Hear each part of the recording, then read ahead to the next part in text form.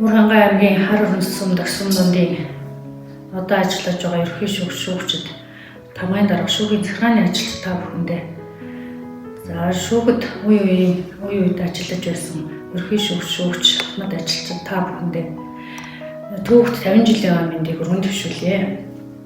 Миний үе 2004 онд Уранга аймгийн сум дундын 2 дугаар шүүгд хэн хүний хүсэж хүрэхгүй шүүгч гэдэг эрхэм албан тушаал томилогдсон очиж 2012 он хүртэл та бүхэнтэйгээ хамтран ажилласан.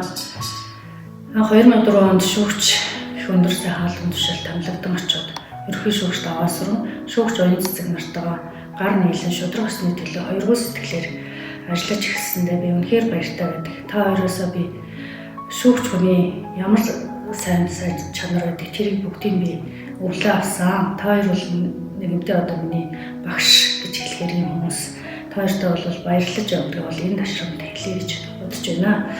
За харин тусгын дундын шүүхийн хамт олон бол хүний хуучин дээлийн шин гэдэг үгийг багтааж чадсан тухайн үед бол сайхан хамт олон байсан. Бүх зүйлийг сайн сайхнаар үлгэр дуурайл болж танихгүй хэдийгээр танихгүй газар очсон ч гэсэн таньдаг мэт намайг хүлээж авч энэ сайхан ажлыг ёс төртэй нэр төртэй биелүүлэхэд нь гүн тусалцаа үзүүлсэн шүүхийн тамгын дарга байсан.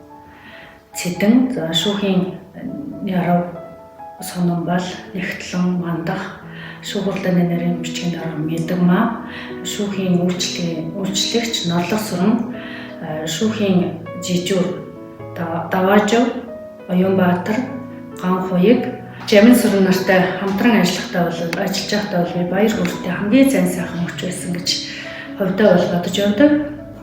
Хар өрнөс шүүх гэж намайг очиход бол нэг давхар цагаан байшинд гадна халаалттай гаднаа наалтай ногоон одоо дөрөж дэвссэн юм хэдийгээр үзэгдэх байдал